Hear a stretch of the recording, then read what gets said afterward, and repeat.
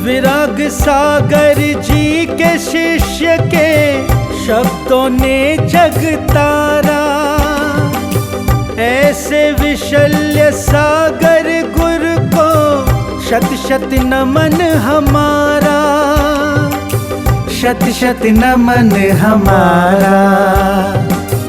विशल्य सागर जी तुम सा ना जग में कोई सहारा, विशल्य सागर जी तुम सा ना जग में कोई सहारा।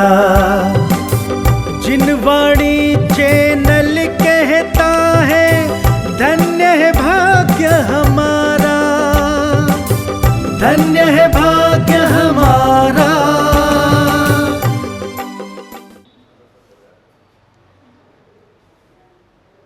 ध्यान दीजिए, अब यही बात आपसे कह रहा हूँ, अगर हमने मिलावट को समझ लिया है तो अंतरात्मा बनने का प्रयास कर रहे हैं, धीरे धीरे मिलावट को छोड़ते चले जाइए, छोड़ते चले जाइए, त्याग करते चले जाइए और आप अपने में आते चले जाओगे, आप अपने में आते चले जाओगे।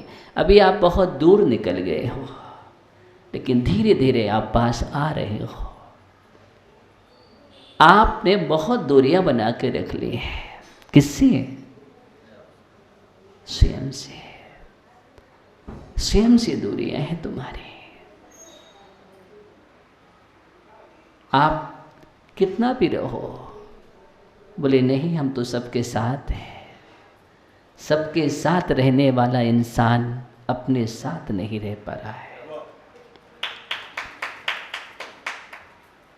अपने साथ नहीं है।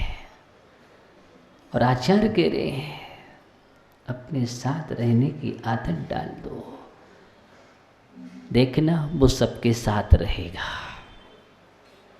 जो अपने साथ रहता है वो सबके साथ रहता है, लेकिन हम अपने से छोड़ करके सबके साथ रहते हैं तो वो किसी के साथ नहीं रहता है। आज भगवान सबके साथ है, बोलो भगवान सबके साथ हैं, सबके हृदय में बसे हुए हैं, रोम रोम में बसे हुए हैं, पूरे त्रिलोक में सबके साथ हैं भगवान।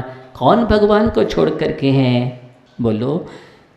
लेकिन भगवान अपना साथ में थे, किसी के साथ नहीं रहे, इसलिए सबके साथ हैं। और हम अपने को छोड़ करके रहते हैं, इसलिए कोई हमारा साथ नहीं रहता, ये सब साथ छूट जाता है, छूटता है। ये सब वियोग धर्म है।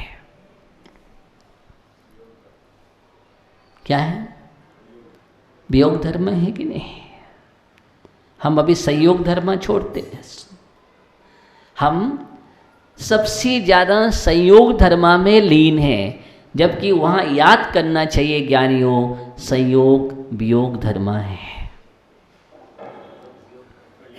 संयोग वियोग धर्म है, संयोग वियोग के साथ है कि नहीं?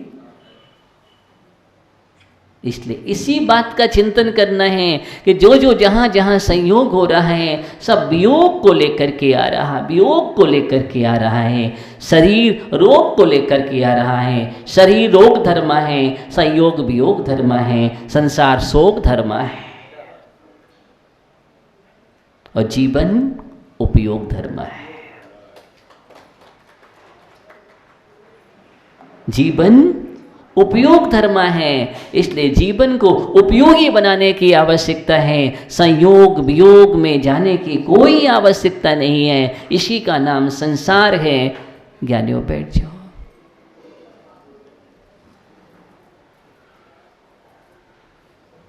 जीवन को समझना है, संसार को समझा, संसार में कोई सुख नहीं है। जहां देखो कहीं न कहीं शोक है, शोक है। कहीं न कहीं काले बादल छा जाते हैं। वो ठीक है, काले बादल हमेशा नहीं रहते, अच्छे भी आ जाते हैं।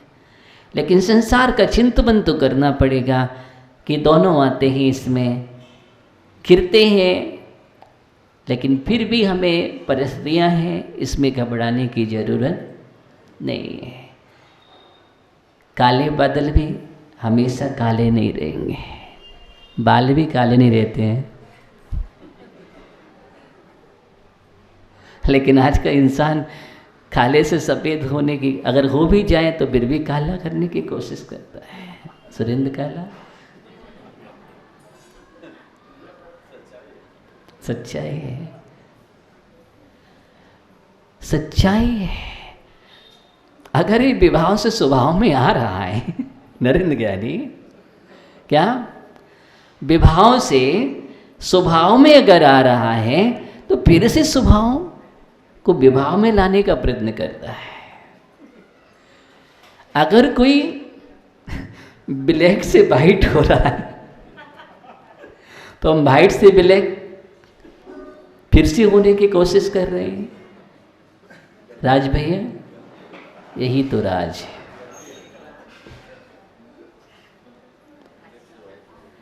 आपके लिए जब जब भी क्षण आते हैं कि देखो संसार में एक परिवर्तन है, लेकिन परिवर्तन को आप देखना पसंद नहीं करते हैं, इसलिए वैराग्य नहीं होता है। आज अगर काले बाल सफ़ेद हो जाते हैं तो सफ़ेद एक प्रतीक है, दिखाते हैं कि क्षणभंगुर है, स्थायी नहीं है, बदलने वाला है, परिवर्तनशील है। लेकिन आप तत्काल उसको काले कर लेते, बोले नहीं नहीं कोई परिवर्तन नहीं है।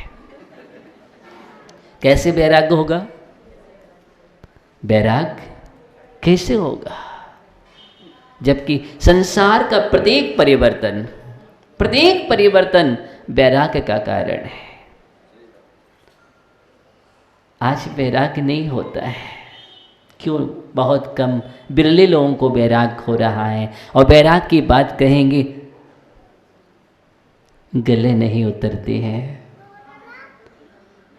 पहले तो किसी ने दर्पण देखा है, देखा और दर्पण में देख करके वैराग्य हो गया।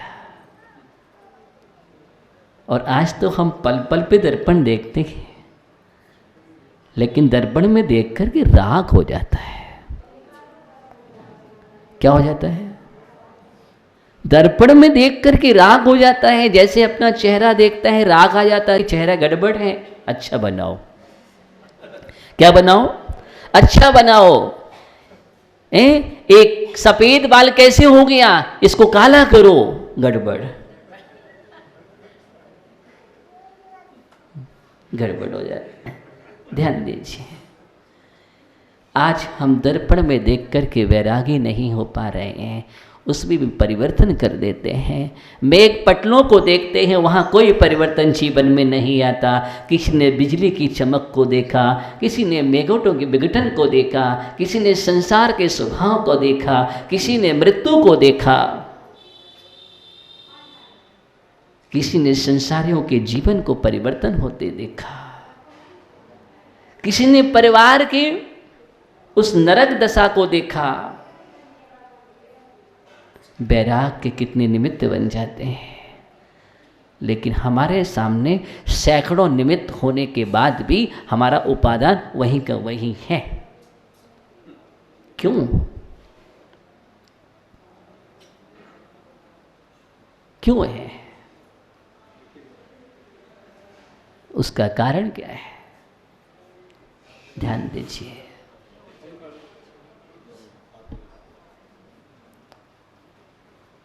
उसका कारण यही है कि हम उस दशा को अपने जीवन में नहीं उतारते, कभी देख करके भी नहीं देख पाते हैं, देख करके भी नहीं देख पाते हैं, सुन करके सुन नहीं पाते हैं।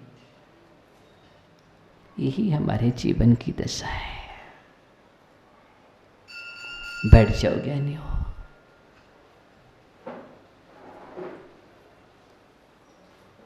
सुन करके नहीं सुन पाते हो। बोलो, आपको इतना तो सुनाया जा रहा है, लेकिन आप सुन पा रहे हैं क्या? किसी को सुनाई दे रहा है क्या? अभी तक तो किसी को सुनाई नहीं दिया। आप प्रवचन भी सुनकर के नहीं सुन पा रहे हो, नहीं सुन पा रहे हो। सुन पा रहे हो तो अभी तक शांतिलाल जी तैयार हो जाते।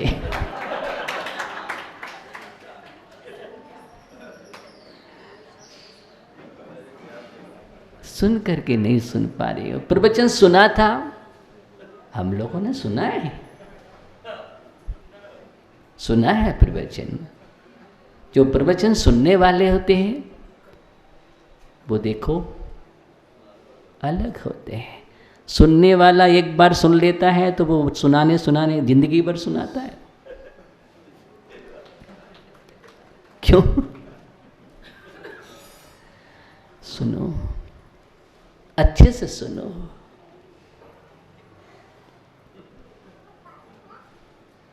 अभी हम अच्छे से नहीं सुन पाते हैं। अगर सुना होता तो जिंदगी में कुछ ना कुछ तो चुना होता।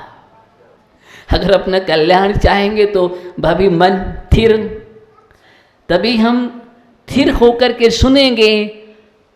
लेकिन इस बात को कभी सोचा ही नहीं है कि हमें अपना कल्याण करना है, इसलिए मैं प्रवचन सुन रहा हूँ। ध्यान रखना, अगर कल्याण की भावना से प्रवचन सुने जा रहे हैं, स्वाध्याय किया जा रहा है, तो निश्चित ही हिरण जैसा परिवर्तन आ जाएगा। और ये करके नहीं सुना जा रहा है तो सैकड़ों उपदेश भी सुन लो, सैकड़ों उपदेश भी सुन लो, लेकिन वो उपदेश निमित्त बने। मैं ये कह रहा हूँ, निमित्त बने, उपादान में परिवर्तन होना चाहिए। उपादान में परिवर्तन होना चाहिए, होने ही चाहिए, अंदर पहुंचना चाहिए। हम जैसे थे वैसे नहीं, कुछ ना कुछ परिवर्तन जीवन में आना ही चाहिए। और जीवन में परिवर्तन आ रहा है।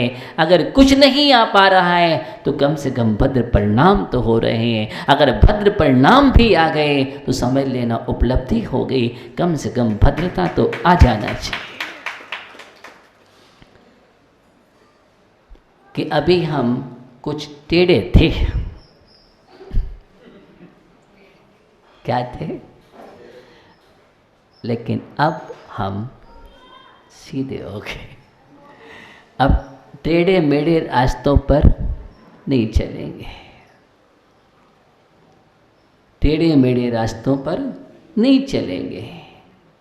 अब लहरा करके नहीं चलेंगे। अभी तक हम लहरा करके चल रहे थे। कौन चलता है?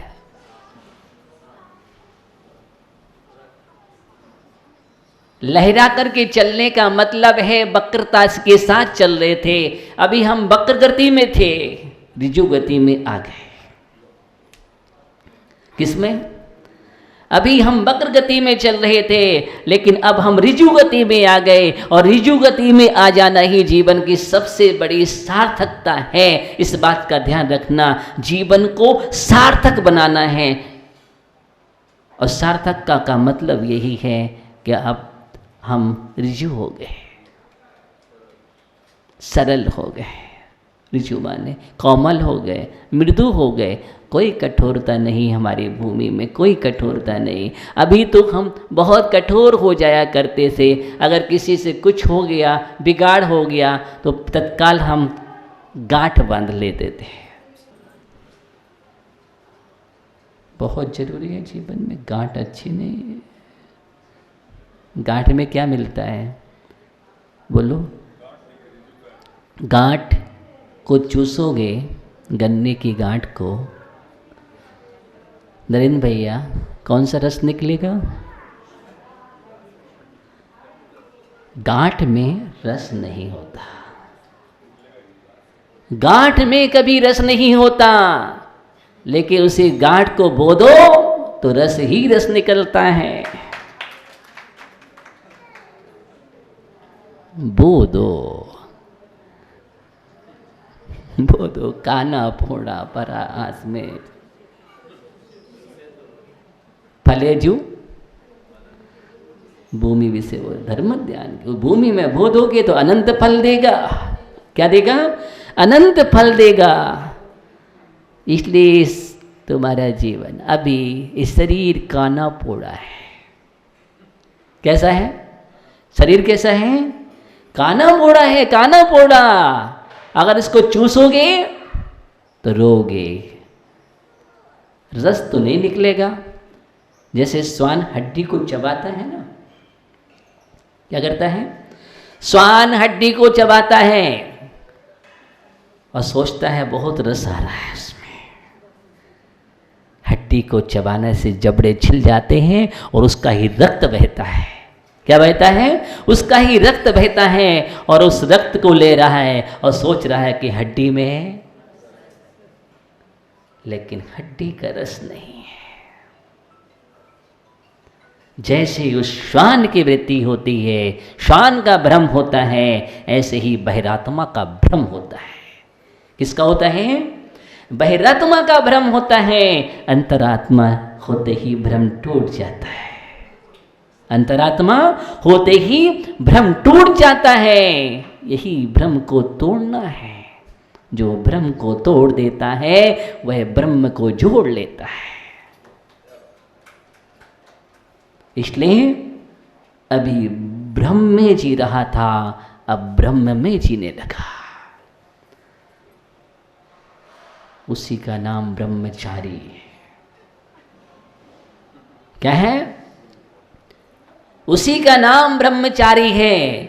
इसने संसार के भ्रमण को छोड़ करके, भ्रम को छोड़ करके ब्रह्म में आने का पुरुषार्थ करना शुरू कर दिया है, वो ब्रह्मचारी। और जो ब्रह्म में ना जिए वो ब्रह्मचारी। इसलिए कल चर्चा करेंगे शेष भाग की। हम सिर्फ इतना ही अपने जीवन में समझें कि जीवन को मुझे अच्छा बनाना है, सार्थक बनाना है, तो कुछ सार्थक प्रयास करें।